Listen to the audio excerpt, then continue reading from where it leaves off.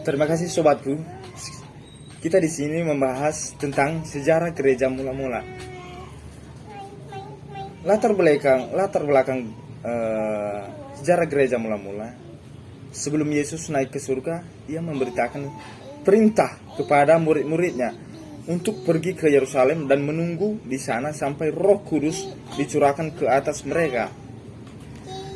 Dengan kuasa yang diberikan Roh Kudus itu, Yesus berjanji akan memperlengkapi murid-muridnya untuk menjadi saksi-saksi bukan hanya di Yerusalem, tetapi juga ke ujung-ujung bumi. Di situ kita tahu bahwa kisah ini dicantumkan di Kisah Para Rasul pasal 1 ayat 1 sampai ke 11. Janji itu akan digenapi oleh Yesus Kristus dan perintah itu ditaati oleh murid-muridnya. Gereja ini atau permulaan gereja dikatakan gereja atau jemaat dalam bahasa Yunani adalah eklesia, dari kata kleo, artinya aku memanggil atau memerintahkan secara umum. Eklesia diartikan sebagai perkumpulan orang-orang, tetapi dalam konteks perjanjian baru ini, kata ini mengandung arti khusus, yaitu pertemuan orang-orang Kristen sebagai jemaat Kristus menyembah kepada Yesus Kristus. Amanat agung yang diberitakan Kristus sebelum kenaikan ke surga dicantumkan di Matius pasal 28 ayat 19 sampai 20, betul-betul dengan setiap dijalankan oleh murid-muridnya. Sebagai hasilnya dilahirkan gereja atau jemaat baru baik di Yerusalem, di Yudea, Samaria, dan juga di berbagai tempat di dunia atau di ujung-ujung dunia. Gereja di Palestina ada beberapa bagian, yaitu yang pertama, gereja pertama dilahirkan di Yerusalem.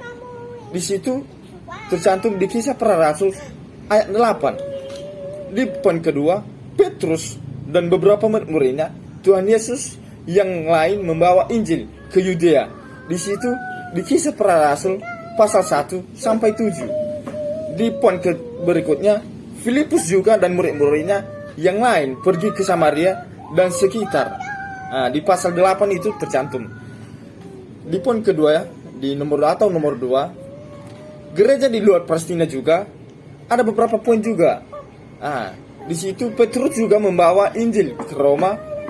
Di poin kedua, Paulus pergi ke Asia Kecil dan Eropa.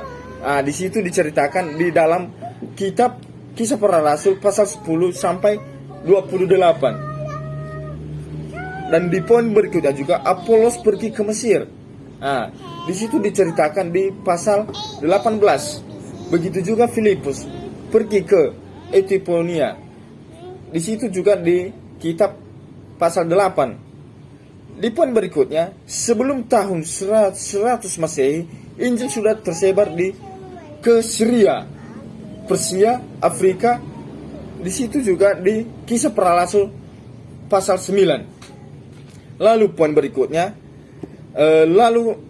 pergi ke ujung-ujung bumi atau ke Syria, Persia, Gaul, Afrika Utara, Asia, dan Eropa.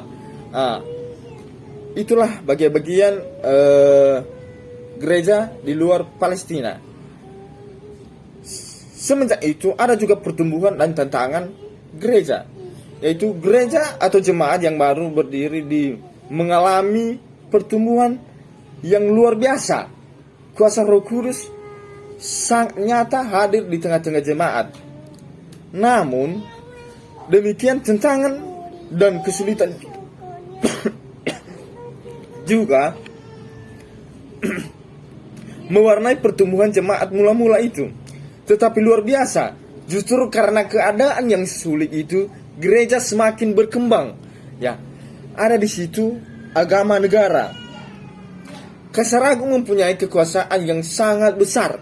Salah satu peraturan yang muncul pada masa pemerintahannya adalah penyembahan kepada kaisar seperti dewa mereka. Walaupun mereka masih diizinkan melakukan penyembahan kepada dewa-dewa atau percaya asal mereka sendiri.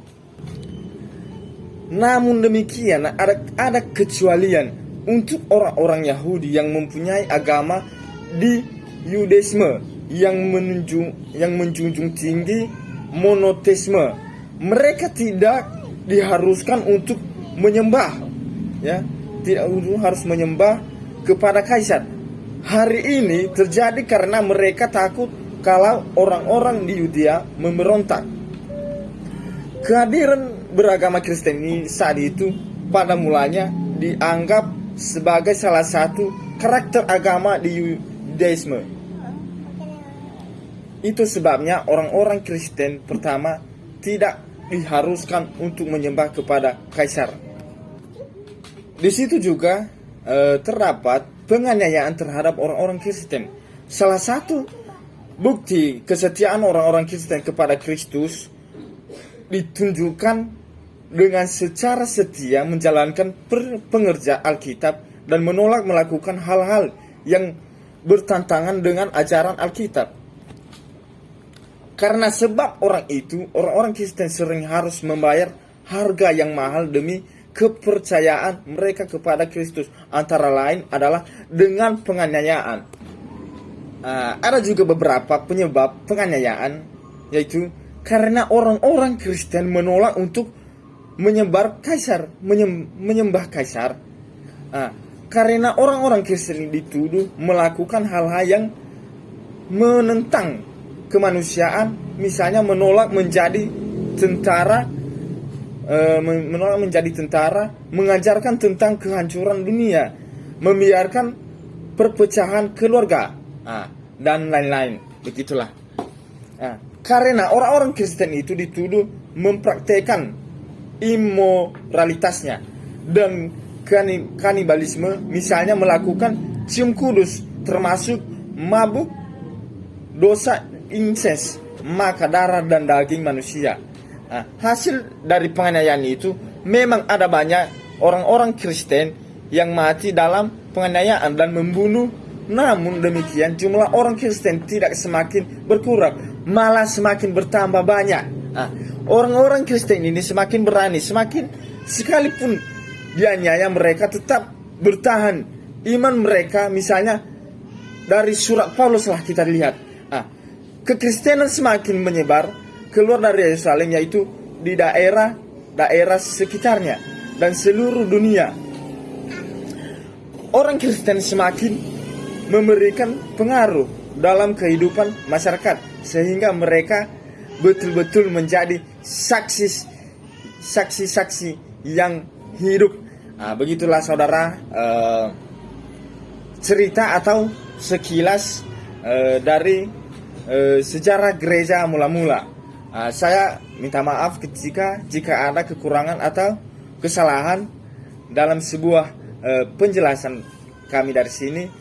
Mungkin dari tahap-tahap berikutnya nanti kita begitu membahas secara detail dalam video kita selanjutnya. Terima kasih. Jika ada yang salah, saya minta maaf sebesar-besarnya.